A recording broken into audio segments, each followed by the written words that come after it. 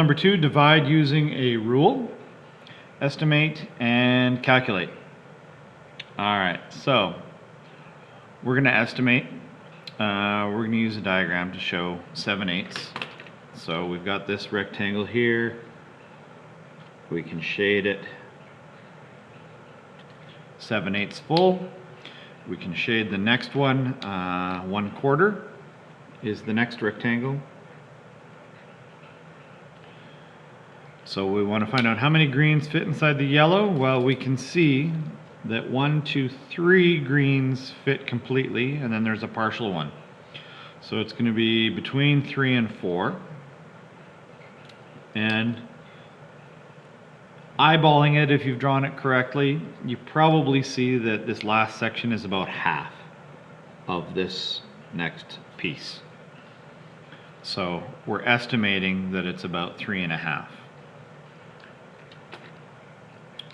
If we went down to the next common denominator with the third rectangle, we would find out that it is actually 3.5. But at this point, we're not going to bother going that far. We're estimating that it's 3.5. So now we're going to learn how to calculate it. And there's a couple of methods involved. I'm going to come back to this definition in a moment. So the first method of dividing uses a common denominator. So let's take the same question as we were just doing up above, 7/8 divided by 1/4.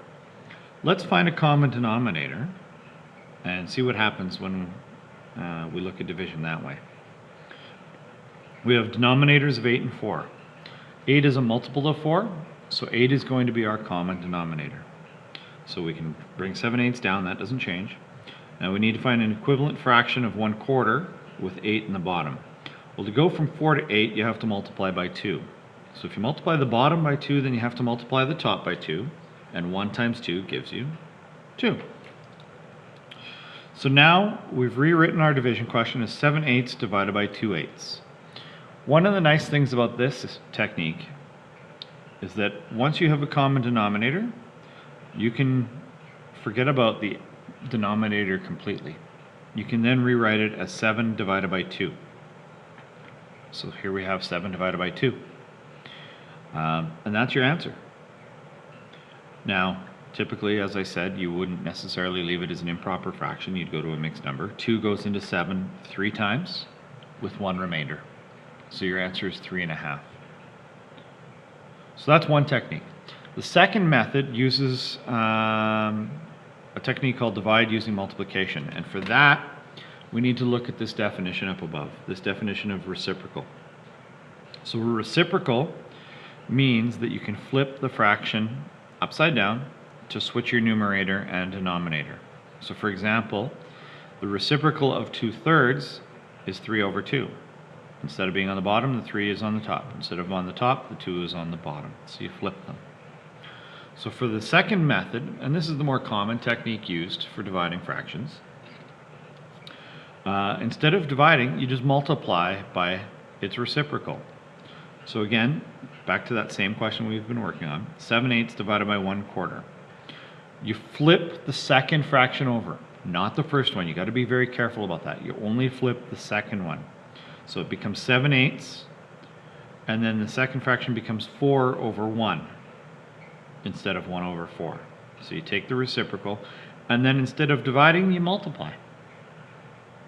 So multiply and divide are opposite operations.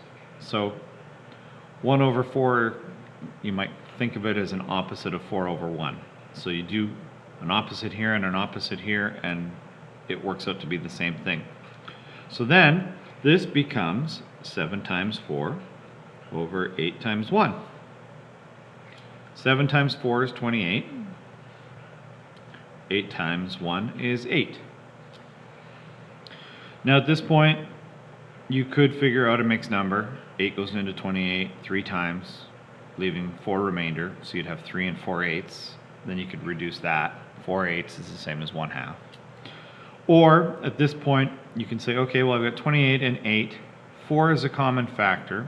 So I'm going to take 28 divided by 4 gives you 7. And if you do that to the top, you do it to the bottom. 8 divided by 4 is 2. So then you're left with 7/2, which, as we did over here, 2 goes into 7 3 times with 1 remainder. So your answer is 3 1/2. So that's the second technique for dividing fractions using a reciprocal.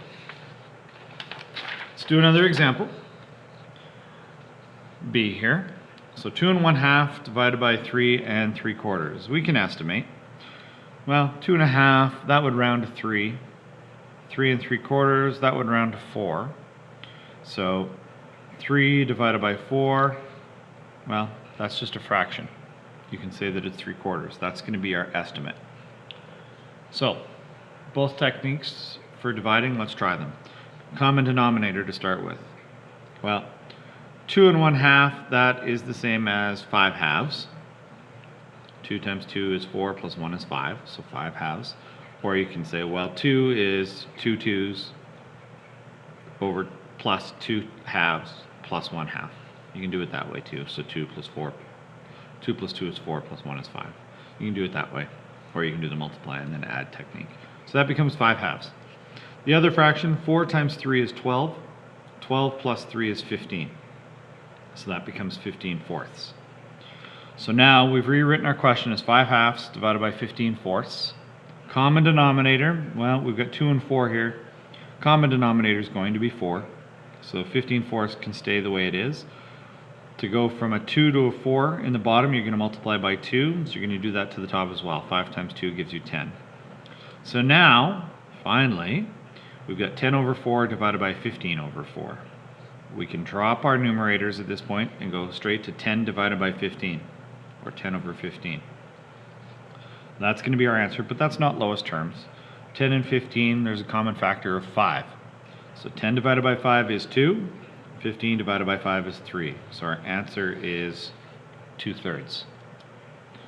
So that's the one strategy. The other technique you can use is with the reciprocal. Again, you're going to want to convert your mixed numbers into improper fractions. So we've got 5 halves divided by 15/4. We can reuse this work that we did over here. Now that we have them as proper or improper fractions, we can do the reciprocal technique. 5 halves stays the same. It's only the second fraction that we flip. So instead of 15 over 4, it becomes 4 over 15. And then instead of divide, we do multiply. So that's the same as 5 times 4 over 2 times 15. 5 times 4 is 20. 2 times 15 is 30. So we've got 20 over 30. Again, that's not quite lowest terms. We can divide 10 into both of these. So 20 divided by 10 is 2. 30 divided by 10 is 3. And look at that, same answer, 2/3. So we can confidently say that 2/3 is our answer. Now, back in our estimate, we had said 3/4. And if you were to draw them out, 3/4 and 2/3 on two different rectangles, they would actually look very similar. The shaded pieces would be very similar in size. They're not exactly the same, but very close. So the 3/4 was a reasonable estimate. All right, another show you know. Give it a go.